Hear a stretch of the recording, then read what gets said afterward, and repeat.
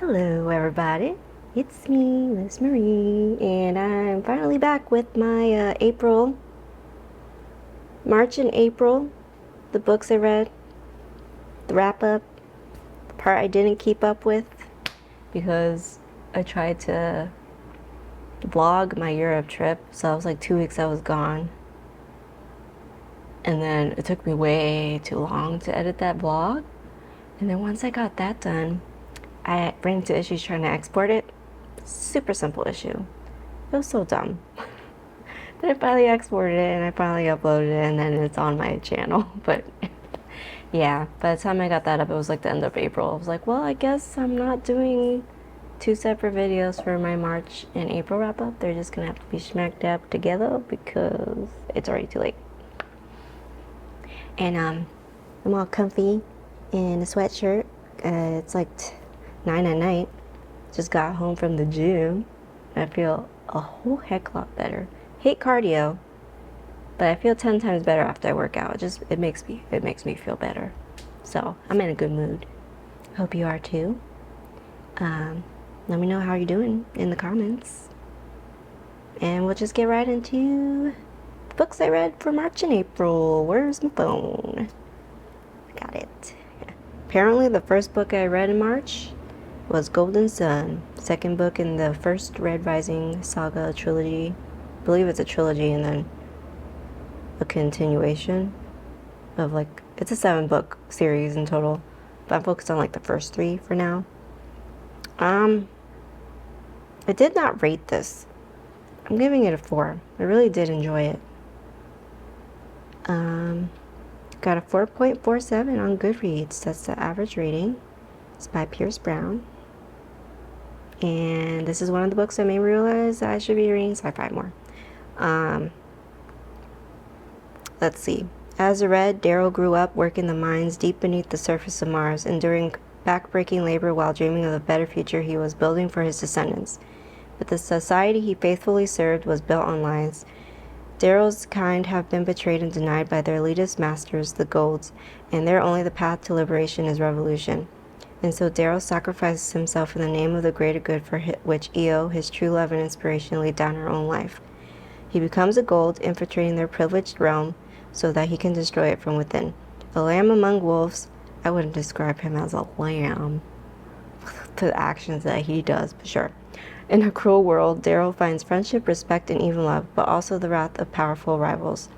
To wage and win the war that will change humankind's destiny, Daryl must confront the treachery arrayed against him, overcome his all-too-human desire for retribution, and strive not for a violent revolt but a hopeful rebirth. Though the road ahead is fraught with danger and deceit, Daryl must choose to follow Io's principle of love and justice to free his people. He must live for more. So basically what happens in this, the end of the first book, he joins the house. I believe his name was Augustus. That house, I forgot which house it is. I cannot remember the last name. But he joins that house. He was the cause of Io's death. And so he's trying to become like his right-hand man. Maybe possibly a future heir to take over the house. And, use that power because Gold's in the house is very powerful. And then there's the rival houses, like specifically the rival house of his ex-friend, because I shouldn't go too much into details because that would be like spoilers, but anyways, there's the rival house. They're trying to take over the planet that Daryl's house currently has. And then there's betrayal. A lot of action in space. That's what I gotta say about that. And I loved it a lot more than the first one, though I did really still enjoy the first one. I think the first one's a 3-star for me. I might have given it 4-star, but I think compared to this one, I'm gonna give it 3. The next book I read was An Education, and I feel like I said that wrong. An Education in Malice by S.T. Gibson. Has an average rating of 3.65. Apparently I gave it 3 stars, but when I think about it, I'm demoting it to a 2-star. I was really excited. Okay, I will give you the synopsis first. and then I'll think about my thoughts. Let's see, where does the actual synopsis start? Deep in the forgotten hills of Massachusetts stands St. Perpetua's College. Isolated and ancient, it is not a place for timid girls. Here, secrets are currency, ambition is lifeblood, and strange ceremonies welcome students into the fold. On her first day of class, Laura Sheridan is thrust into an intense academic rivalry with beautiful and enigmatic Carmilla. Together, they are drawn into the confidence of their demanding poetry professor, De La Fontaine, who holds her own dark obsession with Carmilla. But as their rivalry blossoms into something far more delicious, Laura must confront her own strange hungers, tangled in a sinister game of politics, bloodthirsty professors, and dark magic. Laura and Carmilla must decide how much they are willing to sacrifice in the ruthless pursuit of knowledge. Okay, based on that synopsis, sounded like it was gonna be great. Right up my alley. Gothic. Everything. And then it was also Carmilla. I love the original, novella. I forgot the author's name. But I love that little Carmilla novella. So that, on top of the synopsis, was like, I'm really excited for this book. Which might have been the shoe going right in. Because I was so sorely disappointed with this book. The relationship between Carmilla and Laura, not developed well at all. They just immediately hate each other. And then all of a sudden, oh my god, I'm so attracted to you kind of thing. Laura was always attracted to Carmilla, but the switch up with Carmilla to Laura, I was not believing it. I'm like, this was not developed well in my opinion. The whole, secrets are currency, ambition is lifeblood, and strange ceremonies welcome students. Where was that? That sounds interesting. I didn't get any of that, in my opinion. The plot was not plotting. There was barely a plot.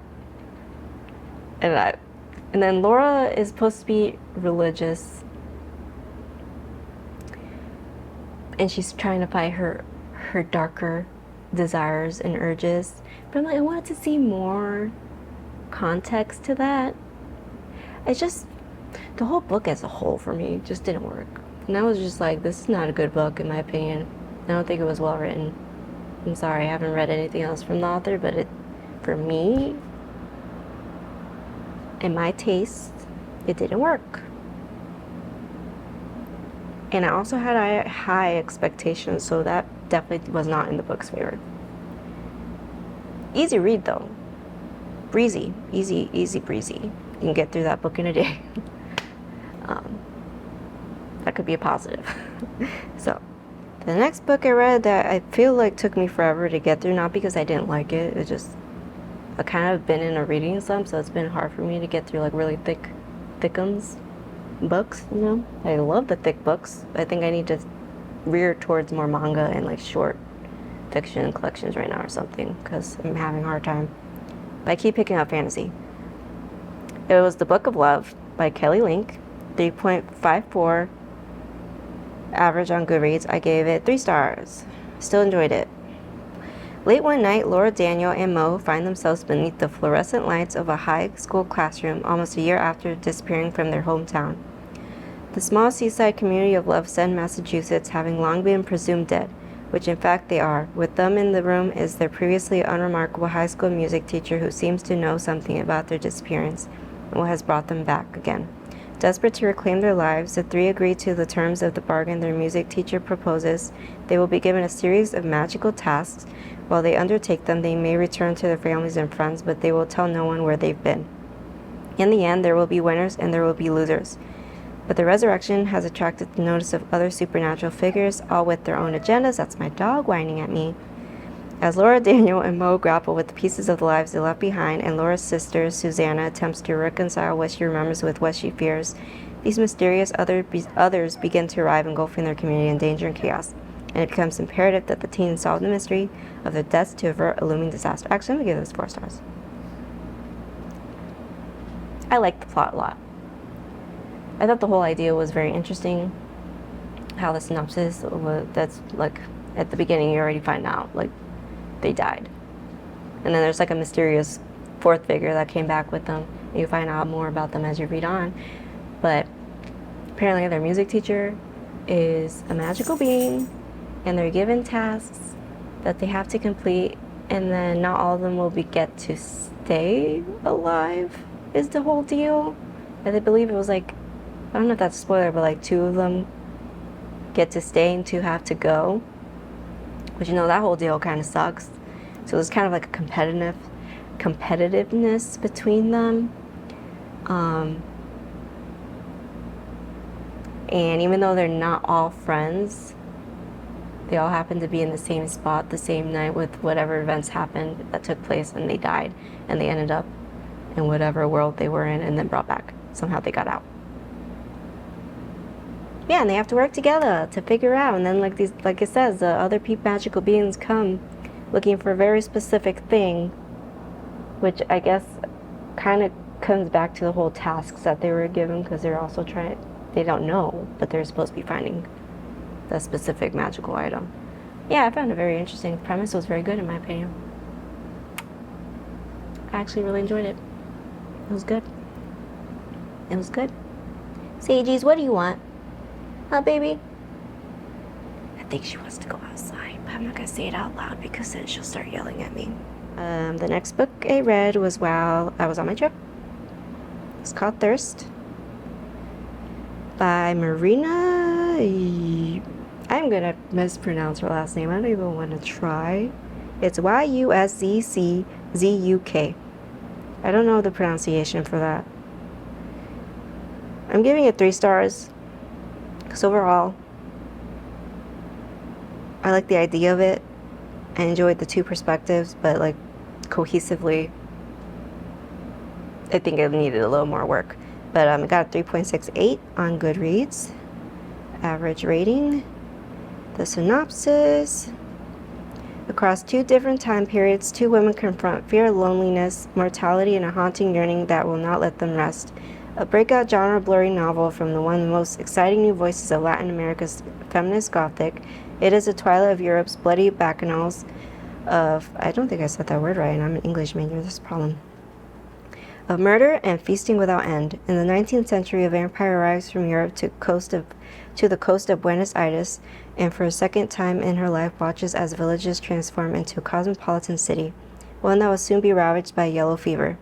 She must adapt, intermingle with humans, and be discreet. In present-day Buenos Aires, a woman finds herself at an impasse as she grapples with her mother's terminal illness and her own relationships with motherhood. When the first encounters the vampire in the cemetery, something ignites within these 2 women, and they cross a threshold from where there's no returning back. With echoes of Mary Shelley's... Okay, that's basically it. So the first half was basically the vampire's point of view. I liked it. It was like 19th century, is that what they said? She's in Europe.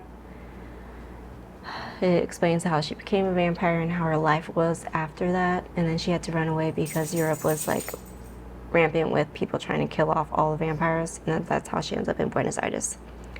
And then you get to see her journey that she experiences while she's in Buenos Aires. And then it comes to the point where she decides she no longer wants to be active, I would say, because she goes to like an eternal sleep.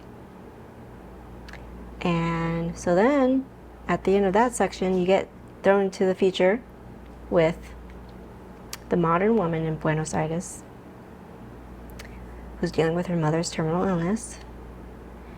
And this is the point where I started to enjoy the book less, because it took too long to integrate the vampire into this part of the story, I feel. And then by the time she was integrated into that, it was basically the end of the book, and then I felt like it was a little rushed with the whole relationship between the 2 women. And I would have just really enjoyed it if it was like maybe 50 pages longer. But I still enjoyed the book overall. But yeah, that was my main issue. I don't feel like the 2 parts were integrated well enough. It didn't get to the point, in my opinion, of the meeting and stuff, because like, that's clearly stated in the synopsis, but like that doesn't happen till like very well into which I don't mind. Like, it's setting up her life and how she is with her as a single mother with her son, about with the relationship with her mom and her dad and her ex-husband or ex-boyfriend, I can't remember which. But I just wish the vampire was introduced sooner. That's all. On my flight, I read Mayfly by CJ Lead. Average rating is 3.81 on Goodreads. I'm debating between a 3 and 4 star. I think I'll give it 4 star. By day, Maeve Fly works at the happiest place in the world as every child's favorite ice princess. By the neon night glow of the Sunset Strip, Maeve haunts the dive bars with a drink in one hand and a book in the other, imitating her misanthropic literary heroes. But when Gideon Green, her best friend's brother, moves to town, he awakens something dangerous within her, and the world she knows suddenly shifts beneath her feet. Untethered, Maeve ditches her discontented act and tries on a new persona, a bolder, bloodier one inspired by the pages of American Psycho. Step aside Patrick Bateman, it's Maeve's turn with the knife. Well, if that gives you an indication where this story went. So basically I got the vibe she works at Disney, and she's the princess from Frozen. Elsa, there you go. Basically Elsa. So just describing her life at the beginning, and then how her grandmother's kind of in a coma, and her grandmother's basically like the first person that really saw her, and they have like a very similar thing in common, which you'll find out what that is eventually. And like it says, her friend at the job, who's also plays one of the princesses, I forgot which one, but yeah, she meets the brother, immediately doesn't like him, but then there's like the sexual tension, and then they immediately kind of have a relationship. I can't, my brain's not working right now. They start a relationship, but then like it's just the whole story is just her mentally going further and further into chaos, and it's just becoming more manic and crazed. Like, I'm pretty sure she's just having a sort of mental breakdown because she's losing her grandmother, and I don't know, she doesn't really know what to do. But she doesn't realize that the guy she's dating, or, well, were they even officially dating? They were having a situationship. She doesn't realize that he also sees her, like really sees her, until it's like too late. And then like the ending of the book just really got me, and I was just like, well, besides everything else that happened, it's like, I don't know if it's considered, what's the genre? It's definitely horror, but it's got a lot of intense moments. Extreme horror? Maybe borderline extreme horror. But yeah, the ending just really got me. And I'm just like, of course she couldn't have a happy ending. But you know, usually my favorite stuff is like not happy endings, so I guess it worked for me. But I think it's a 4 star. Like, I think I would reread it. But it's a ride, guys. The whole book, I felt like I was in it. I did not know I was in for that kind of ride. It's like a very intense roller coaster. Then I read this short story collection of They Were Here Before Us. Oh, well, it's not a short story. It's a novella in pieces by Eric LaRocca. 3.61 average rating. I think I gave it 3 stars, which is pretty average. Look at most of the times Eric LaRocca gets 3 stars. Was it this one? Because I know I read 2 Eric LaRoccas recently. Was this one the 4-star one? This is the problem with reading. Let me get to the synopsis. Maybe it'll come back to me. Oh no, this synopsis is not a description at all. Where's the synopsis? It doesn't give me anything. It's like, I don't know if it'll focus on it. But it's like 2 sentences. What am I supposed to do with that? Let me go to Google or Amazon. Give me an actual synopsis, please. I think my favorite Eric LaRocca is The Trees Grew Because I Bled There. I think that's my favorite. I absolutely love that one. Yep, there's no synopsis here. Nothing to help me remember what this is about, so I guess we're at I'm at a loss, guys. I really want to. I think I remember his most recent work, that one that just came out this year. I read that one in April, I believe. And that one's coming back to me. This one is not. For the life of me, I cannot think of it. It could have been the 4-star one, and I can't remember what happens. There's no actual synopsis.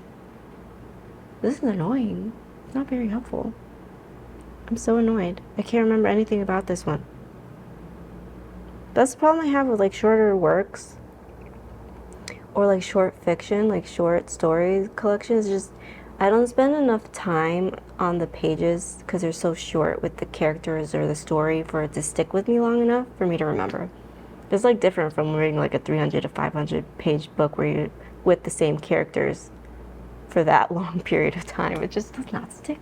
It does not stick. I really need to start taking notes. That did not stick with me at all. Wow. I think the last two things I read for March was 2 One Piece manga volumes, 14 and 15. Volume 14 got a 4.34 average rating. My rating is usually 4 stars. Someone has given Dory the giant exploding ale and he's not happy. Assuming it was Luffy and crew, he launches an all-out attack and is soundly defeated by the rubbery power of Gum Gum Rocket. But a mystery is afoot. If Luffy didn't slip the giant the exploding brew, just who did? So they're still dealing with the 2 giants and the Baroque works. Still that, trying to get to the island for the princess to save her people. Then volume 15, average rating 4.38, 4 stars as well. Nami's sick. How the merry-go is without her navigator. Luffy, I read that wrong. Now the merry-go is without her navigator. Luffy and crew have but one choice, find land and hopefully a doctor. They miraculously stumble upon Drum Island, where it is eternally winter, but upon arriving they find out the island has only one medical professional, and she's a witch. With Nami's life on the line, Luffy sets out through the snow-laden fields to find this doctor witch or not. Another fun adventure with Luffy and the crew. Just a fun, good old time reading One Piece. My boyfriend couldn't stomach it because he said Luffy's too stupid, so I was very offended because I love Luffy. But yeah, how many? 1, 2, 3, 4, 5, 6, 7, 8. Only 8 because I read like 3 short things that were easy to get to. Just the other 5, I mean, they weren't super thick. But yeah, no, I say 8's still a good number for March. First book I read for April was The Restaurant at the End of the Universe, which is the second book of the Hitchhiker's Guide to the Galaxy series by Douglas Adams. It has a 4.21 average on Goodreads. I'm like moving, I'm not even in the center anymore. Can't help it. I give it 4 star, only because I didn't love it as much as the first one. It was still a whole ton of fun. Don't get me wrong. I'm probably going to buy the first 2, and then the third one. Depending on the third one ends, I might keep going, but I've heard that basically you should just stick maybe with the first 3. So who knows where I'll go, but we will find out. What is the synopsis? Facing annihilation at the hands of the warlike Vogons is a curious time to have a cosmically displaced Arthur Dent and his curious comrades in arms as they hurtle through space, powered by pure improbability, and desperately in search of a place to eat. Among Arthur's motley shipmates are Ford Prefect, a longtime friend and contributor to the Hitchhiker's Guide to the Galaxy, Zaphod Beeblebrox, the 3-armed, 2-headed ex-president of the galaxy, Trisha McMillan, a fellow Earth refuge who's gone native, her name is Trillian now, and Marvin, who suffers nothing and no one gladly. Marvin is hilarious because he's just a depressed robot, if you didn't already know that. And he makes me giggle. I'm like so relatable, Marvin. I relate to you so much sometimes. Yeah, it's just like another fun adventure. Opens up with them getting attacked by Vogons. Sometimes somehow they escape that. And then Zaphod Beeblebrox, he erased something from his memory, and then he kind of finds out what that is. And they're also trying to get to like the restaurant at the end of the universe, you know, where everything ends, which was also a whole lot of fun. Because, like, the whole concept, like, you're just time traveling to a restaurant, and then you're just counting down the time till, like, the whole universe explodes, and then everyone and everything is gone. I'm like, that's pretty intense. But yeah, I had a lot of fun. Sci-fi. I think sci-fi is like my #1 genre now. Besides my classics. I will always be a classic girly. I love classics. Sci-fi and classics. Like opposite spectrums, I guess, but I love them both. Sci-fi. Next book I read was Empire of Silence by Christopher Rocchio, I believe is how you pronounce it. It's the first book in the Sun Eater series. I need to slow down. My brain is like, the words want to come out faster than I can function. Like my words, my lips can function. So like my brain's traveling super fast. First book I'm giving 4 stars. 4.06 average on Goodreads. I was just hearing so much about this series that I was like, I have to get into it. Especially because it's sci-fi, and I'm realizing I love sci-fi. I'm like, sci-fi is a good chance that I will love it. Synopsis. Hadrian Marlowe, a man revered as a hero and despised as a murderer, chronicles his tale in the galaxy-spanning debut of the Sun Eater series, merging the best of space opera and epic fantasy. It was not his war. On the wrong planet at the wrong time, for the best reasons, Hadrian Marlowe started down a path that could only end in fire. The galaxy remembers him as a hero, the man who burned every last alien citizen from the sky. They remember him as a monster, the devil who destroyed a sun, casually annihilating 4 billion human lives, even the emperor himself, against imperial orders. But Hadrian was not a hero. He was not a monster. He was not even a soldier. Fleeing his father and a future as a torturer, Hadrian finds himself stranded on a strange, backwater world, forced to fight as a gladiator and navigate the intrigues of a foreign planetary court. He will find himself fighting a war he did not start, for an empire he does not love, against an enemy he will never understand. So, just like that says, like, it's kind of Hadrian in his old age doing like a memoir kind of styled retelling of his life. So it starts when he's like young, I believe like 19, 20, and how he's just going through the journey of how it gets to the point where he destroys the sun. I'm like, he destroyed a sun? Hence the name Sun Eater. I'm like, when do we get to that point? Because, like, how the heck does that happen? Like, I want to know the imagination that the author had and put down the page on the paper. I was like, he destroys the sun? Excuse me? Yeah, there's like just dropped throughout the whole book as little tidbits of like the future that you're not gonna get yet. And I'm like, thanks for that. I am very interested, if you couldn't tell. And then I started, finally, The Dandelion Dynasty. I read The Grace of Kings by Ken Liu, 3.78 average rating. I gave it 3 stars. Here's the synopsis. Wily, charming Kunigaru, a bandit, and stern, fearless Mata Zindu, the son of a deposed duke, seem like polar opposites. Yet, in the uprising against the emperor, the two quickly become the best of friends after a series of adventures fighting against vast conscripted armies, silk-draped airships, and shape-shifting gods. Once the emperor has been overthrown, however, they each find themselves the leader of separate factions, 2 sides with very different ideas about how the world should be run and the meaning of justice. So the reason why I gave this one 3 stars is because I'm gotta be honest. I love the writing. Like, there's just some sentences I'm like, wow, I love the way that was written. And I like the world. And I enjoy. Okay, so camera overheated. Don't remember what I was talking about. I know it was The Grace of Kings. What was my train of thought? I was talking about the reason why I got a 3-star, right? So, like, I love the writing. I said that. There was, like, sentences throughout that was, like, I really love how that was written. Characters. I really enjoyed the characters. There's so many characters, I was getting confused. So, and I'm, like, currently I was reading the 2nd book this month, and I was still getting confused. but I was still enjoying the story. I'm like, this is a book I definitely would have to reread to fully understand what was happening. I don't know, my brain. I don't know if it's because I'm in a sleep. Like, this was just not the book for me to pick up right now because I've been like kind of in a reading slump. But my brain just was not.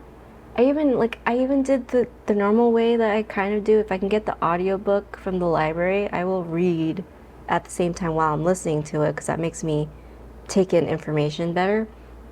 And I still was confused. I was like, what is happening? I still got the gist of the whole story, and I enjoyed it, and it made me sad that these friends are no longer friends due to circumstances and miscommunication and just war. Things happen and out of your control at that point. So, but it just makes me sad. Yeah, we'll move on to the next book.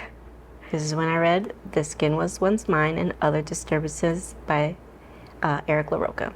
Average rating is 3.96. I think it was also a 3-star for me. This was a short story collection, and the one that I'm remembering the most, I believe it was in this one, was the guy who went looking for a knife. I'm pretty sure it was this. Yeah, because I haven't read another short story collection after this one. He goes to the store looking for a special gift of a knife for his husband because they're having a dinner party.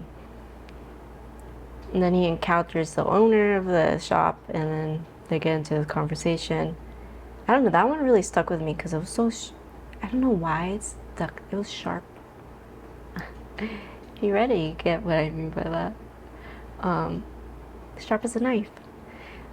But I don't want to say it's like a cult, but he gets involved with this group of people that the shop owner basically introduces him to a way of life. And the twist in that story was also I was thrown off because I was like, what is happening now? I don't know, that story really stuck with me.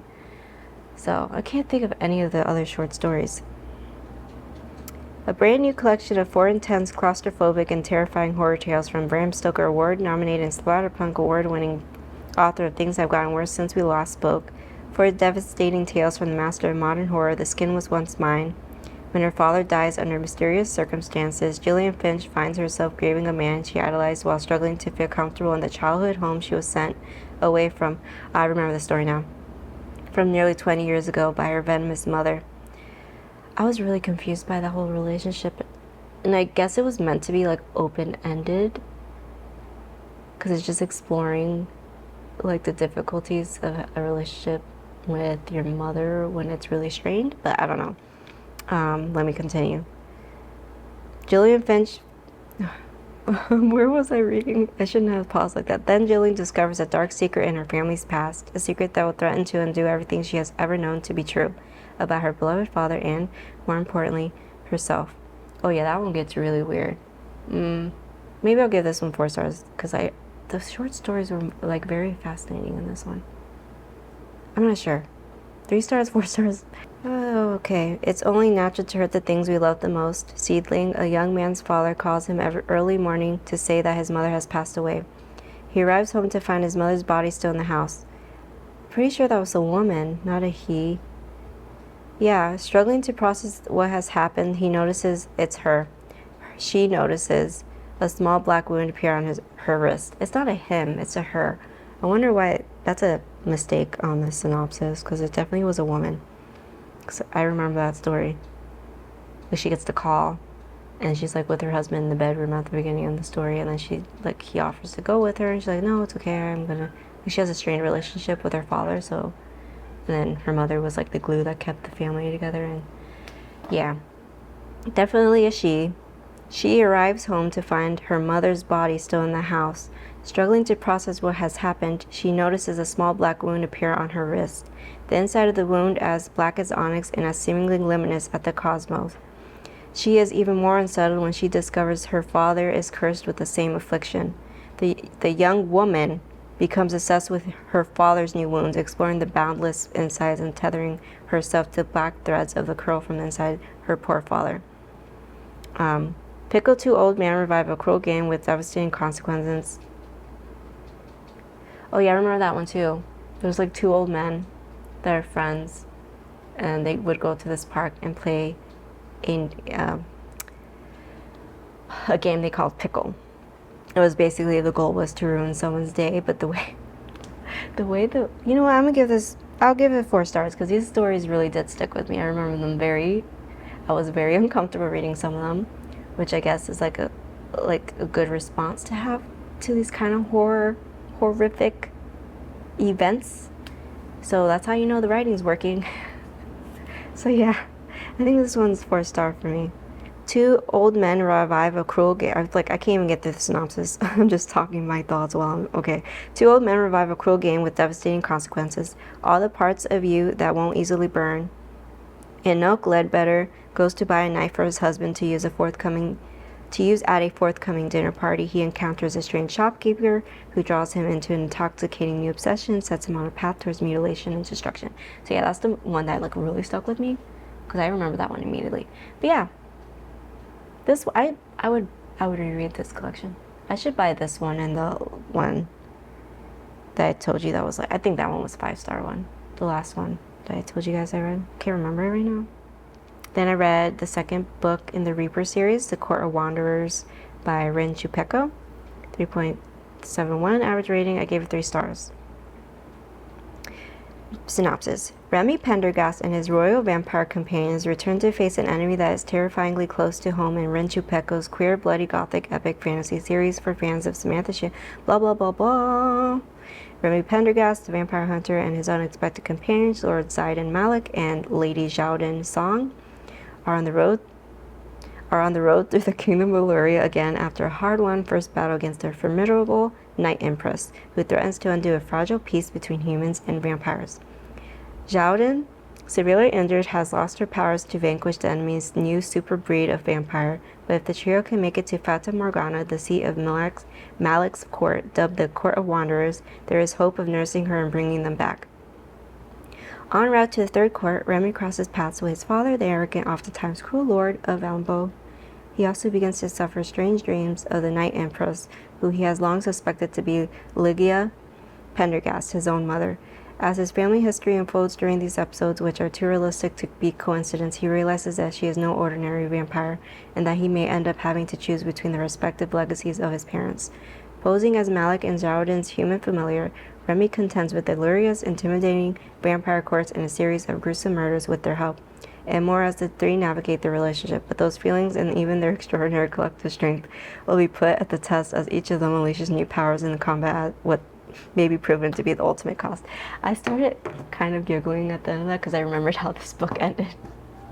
I was like, this book did not just end like that. I enjoyed this one more than the first one, but I still was just having issues with like the development of the relationship. But I think it was better written this time around. It was just, the relationship between the three of them is just so inherently sexual. I wanted more. The sexuality doesn't like bother me. I just want more of like the emotional connection side of things. It was just very much not there for me. So that's like the part of the relationship, like I want it developed more. I want to know you guys actually love each other and not just say it. Like, can we get a conversation where it actually shows and feels real? I enjoyed the action in this. And then the way it ended, I'm not gonna spoil it if you guys are interested in reading it, but I was just like, this author did not just end this book on the cheesiest note ever. It wasn't bad enough to make me give it lower than a 3-star because I still enjoyed reading it overall, but I went into the series thinking it would be possibly a 4 to 5-star read because I used to love, I still love vampire fiction, but I just want more of the Blade kind of vibe. I want a lot more action vampire fantasy books, not the romanticy aspect of it. It's just the way it ended, guys. If you've read it, you know what I'm talking about. I just can't. Let's go to the last book I read for the month of April, which was The Briar Book of the Dead by A.G. Slatter. It got a 4.19 average rating on Goodreads, and I gave it a 3-star. Let's go to the synopsis. Where does it start? Ellie Breyer is the first non-witch to be born into her family for generations. The Breyer family of witches run the town of Silverton, caring for its inhabitants with skills and magic. In the usual schemes of things, they would be burnt for their sorcery, but the church has given them a dispensation in return for the protection of the borders of the Darklands, where the much-feared Leech Lords hold sway. Ellie is being trained as a steward, administering for the town and warding off the insistent interest of the church. When her grandmother dies suddenly, Ellie's cousin Audra rises to the position of Briar Witch, propelling Ellie into her new role. As she navigates fresh challenges and unexpected new ability to see and speak to the dead leads her, I feel like that's kind of a spoiler right there, leads her to uncover sinister family secrets, stories of burnings, lost grimoires, and evil spells. Reeling from one revelation to the next, she seeks answers from the long dead and is forced to decide who to trust as a devastating plot threatens to destroy everything the Briar Witches have sacrificed so much to build. So,